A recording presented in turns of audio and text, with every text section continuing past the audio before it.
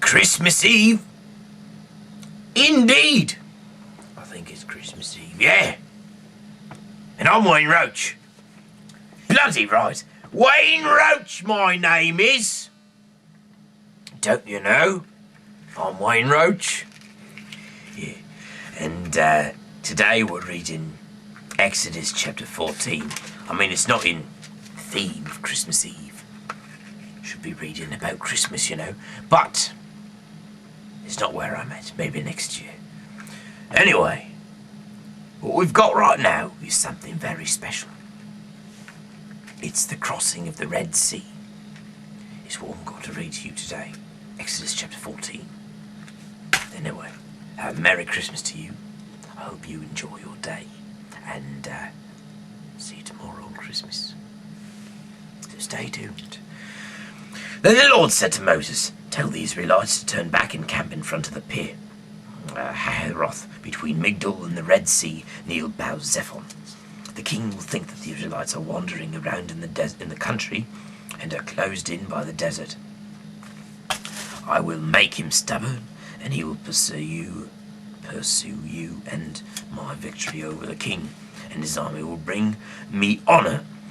Then the Egyptians will know that I am the Lord." The Israelites did as they was told. When the king of Egypt had told the people that escaped, he and his officials changed their minds and said, "What have we done? What have we let the Israelites escape? And we have lost them as our slaves." The king got his war chariot and his army ready. He set out with all his chariots, including the 600 finest, commanded by their officers. The Lord made the king stubborn, and he pursued the Israelites, who were leaving triumphantly. The Egyptian army, with all the horses, chariots, and drivers, pursued them and caught up with them, where they were camped by the Red Sea near Hahiroth and Baal-Zephon. When the Israelites saw the king and his armies marching against them, they were terrified and cried out to the Lord for help. They said to Moses, "Weren't there any graves in Egypt? Did you have to bring us out here in the desert to die? Look what you have done by bringing us out of Egypt. Did we tell you before we left that this would happen? Didn't we tell you before that?" "Oh, yes.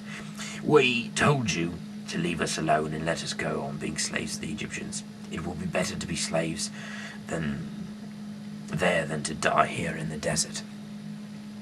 Moses answered, "Do not be afraid.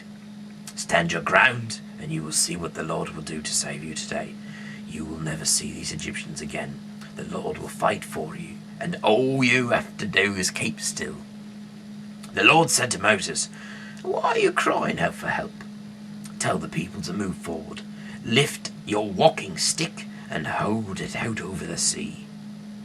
The water will divide, and the Israelites will be able to walk through the sea on dry ground. I will make the Egyptians so stubborn that they will go in after them, and I will gain honor by my victory over the king, his army, his chariots, and his drivers. When I defeat them, the Egyptians will know that I am the Lord." The angel of God, who had been in front of the army of Israel, moved and went to the rear. The pillar of cloud also moved until it was between the Egyptians and the Israelites. The cloud made it dark for the Egyptians, but gave light to the people of Israel, so the armies could not come near each other all night. Moses held his hand over the sea, and the Lord drove the sea back with a strong east wind. It blew all night and turned the sea into dry land. The water was divided, and the Israelites went through the sea on dry ground, with walls of water on both sides. The Egyptians pursued them and went after them into the sea with all their horses, chariots, and drivers. Just before the dawn, the Lord looked down from the pillar of fire and clouded the Egyptian army and threw them into a panic. He made the wheels of their chariots get stuck so that they moved with great difficulty. The Egyptians said, "The Lord is fighting for the Israelites against us. Let's get out of here." The Lord said to Moses, "Hold out your hand over the sea, and the water will come back over the Egyptians and the chariots and drivers." So Moses held out his hand over the sea, and at daybreak the water returned to its normal level. The Egyptians tried to escape from the water, but the Lord threw them into the sea. The water returned and covered the chariots, the drivers, and all the Egyptian army that had followed the Israelites into the sea. Not one of them was left, not one. But the Israelites walked through the sea on dry ground with walls of water on both sides. Imagine it. walls of the water. On the day the Lord saved the people of Israel from the Egyptians, and the Israelites saw them lying dead on the seashore. When the Israelites saw the great power with which the Lord had defeated the Egyptians, they stood in awe of the Lord, and they had faith in the Lord and in his servant Moses. That was chapter 14 of Exodus. It's Christmas Eve. Get ready for tomorrow, because tomorrow we celebrate Christmas. Good night.